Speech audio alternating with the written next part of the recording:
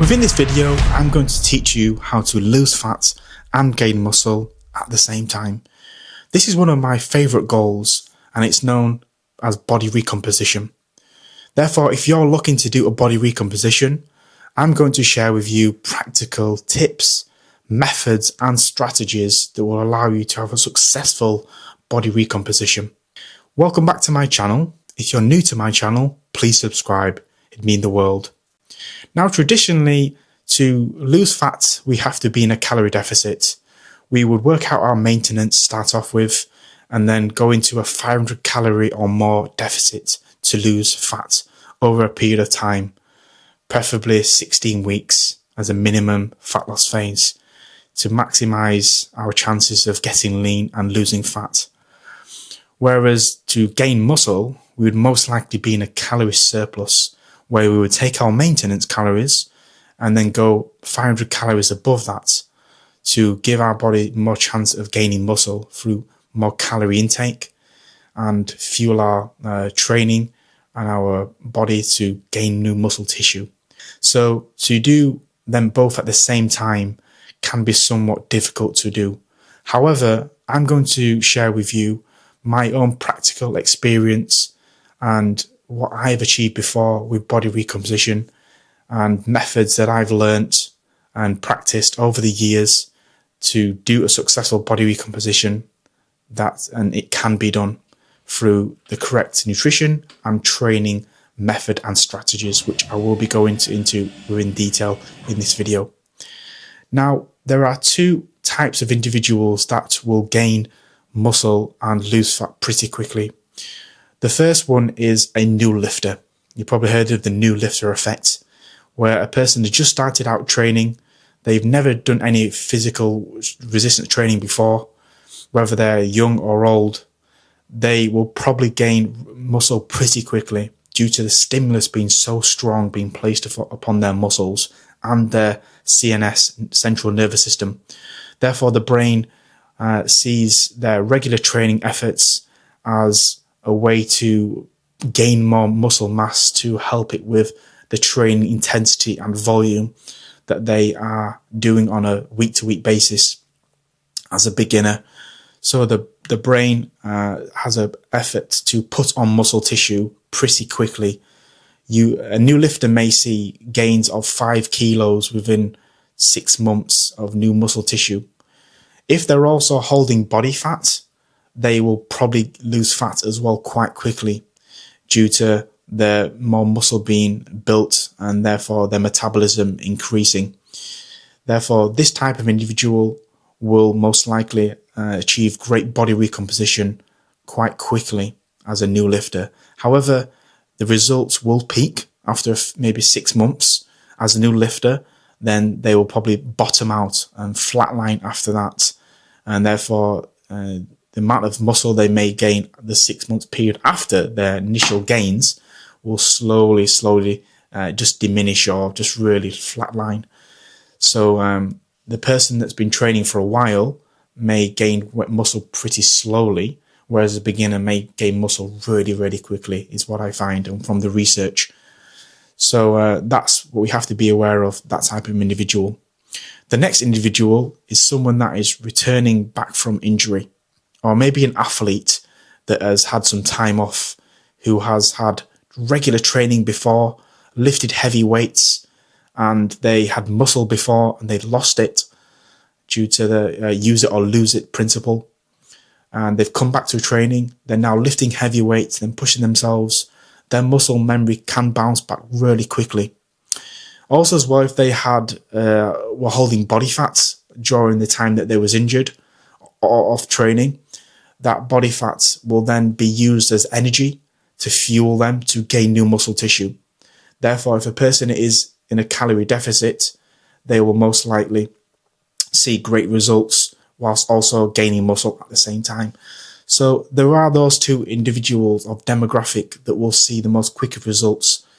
Now, for a person who is regularly training at the moment, maybe you're watching this and you're lifting heavy weights at the moment and you've done so for a while, and your body fat level is at let's say an average body fat percentage of 15%, and you're holding some muscle, and you want to get leaner, well, and you want to gain muscle at the same time, so you don't want to really compromise your strength and muscle gains, which I totally understand. I've been in this position many times before when I've been training hard and I want to drop body fat, but I don't want to lose muscle. So then I've learned how to do body recomposition. So that's what I'm going to be explaining in more detail to you now. Now, we have to be aware that the traditional route of losing fat would be in a calorie deficit, where we first work out our maintenance. Let's say that's a number of 3,000 calories, for example. We'd then go into a deficit of 500 calories, and then we'd lose fats for a period of time, let's say 16 weeks, to get from 15% to 10%. Now, the biggest issue with that is if you're quite deep into a calorie deficit, you may lose muscle tissue. So with that individual, the traditional route of just a pure calorie deficit may not be what they want to focus on. So they want to do a body recomposition, which is understandable. Now, the opposite to that is the calorie surplus. If a person wants to gain muscle, they'd have to be in a surplus of at least 500 calories. So they work out on their maintenance again, and they then go into a surplus to give their bodies a chance to gain muscle tissue. More protein, more calories, more carbs can fuel their training. And due to stimulus being placed on their muscles, training hard, training for long enough, and training frequently is a breeding ground for growing new muscle tissue. So if a person is in a calorie deficit, they'll most likely gain new muscle tissue. Okay, so those are the traditional ways to lose fat and gain muscle. Now, to do them at the same time, let's go into the methods behind that and how they are achieved. Okay, now the first area that we want to focus on and the consideration is the nutritional part. Now, traditionally, like I mentioned, we have to be in a calorie deficit, whereas when we're doing a body recomposition, we will need to be in a small calorie deficit, 200 or 300 calories per day. So a lot less calorie deficit than you were if you was in a huge cut. So the reason for that is you want to make sure that you're still able to fuel your body with enough calories. Make sure our carbs are at least 40% per day, proteins at 35% or 30%, and our fat intake is at 30 or 25%. Okay, so probably with a body recomposition, we're probably going to go slightly higher in the protein, so maybe at 35%, to make sure that as we're in a calorie deficit, a small with that, we're not losing and expending any muscle tissue. Okay, so that would be the nutritional part. We also would cycle our carbs as well. So on our workout days, we may need to eat more carbs, maybe push up to 50% of carbs for the day around workouts, pre, during, and post-workout carbs. The strategy around that would need to be met as well. So maybe you might consume around 100 grams of carbs just around your workouts, whereas a traditional cut, you may not have that many carbs in and around your workouts because your carbs are naturally lower, okay, and your calories are naturally lower. So with the body recomposition, the nutrition has to be optimized. We're in a small calorie deficit, but not a large one. Okay, now so the opposite to that is resistance training. We have to make sure we're regularly resistance training.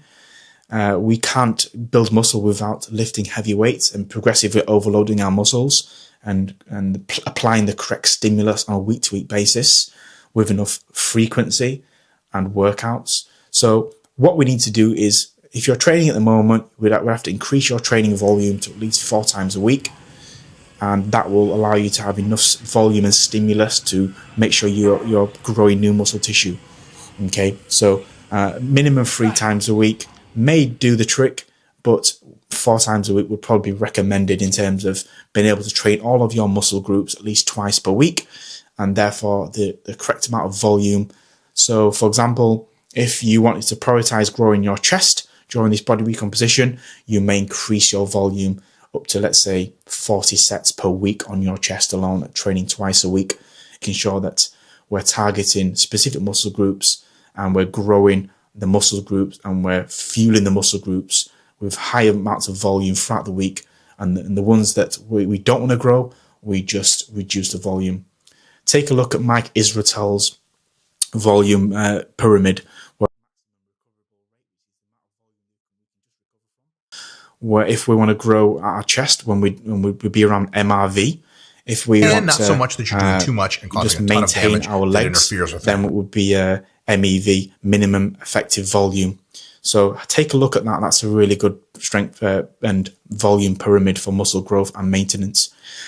Now, cardio wise, we want to be doing cardio. However, on workout days, it might not be the best option to do our cardio on our strength days, because this could affect the body's ability to create the correct stimulus for growth if you're doing cardio on your workout days. Now, I would probably recommend a small amount though on your non-workout days. That can be at least 20 to 25 minutes. I would recommend more high intensity cardio, as this will allow you to stimulate more fat loss. Now, the third consideration is the stress management. It's very important if you have a busy lifestyle, if you're a stressed individual, you work many hours, you maybe have a family. So it's important to manage your stress. Now, I would highly recommend to ensure that you're sleeping regularly for at least 8 to 10 hours a night. If you are not sleeping well, you most likely won't be able to optimize your hormones. If you're not sleeping, you'll probably be pretty hungry most days, which means you may eat more than you need.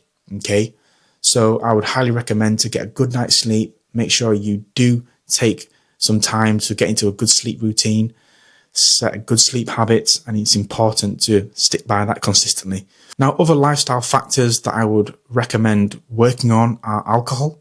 It's important to reduce the amount of drinking that you're doing to maybe 1 or 2 drinks a week. Again, this could interfere with your ability to do a body recomposition, to recover from your workouts, reduce your stress if you're drinking alcohol. We know alcohol is not the best for a person when they're working out, as it can reduce their testosterone levels, make them weaker. It can affect their recovery. It can slow that down. It can affect their sleep. So it's important to manage your alcohol intake. A couple of drinks per week should be fine. And lastly, it's important to manage your recovery. So it's important to have days off where you're not working out. So go out, but take some time off to rest and recover. This is very important for body recomposition phase, because you've got a significant amount of stress being placed within the calorie deficit, but then the body's trying to grow new muscle tissue as well. So it's very important that you unwind on your weekends, you sit back, you relax. So there you have my thoughts on a body recomposition phase. If you are serious about this, then I wish you all of the best. If you've got any questions, or you'd like to add anything at all that I covered during this episode, feel free to leave a comment. It'd be highly appreciated. If you have any questions, pop me an email, adam@themilnermethod.co.uk, or head to my website. Thanks for watching.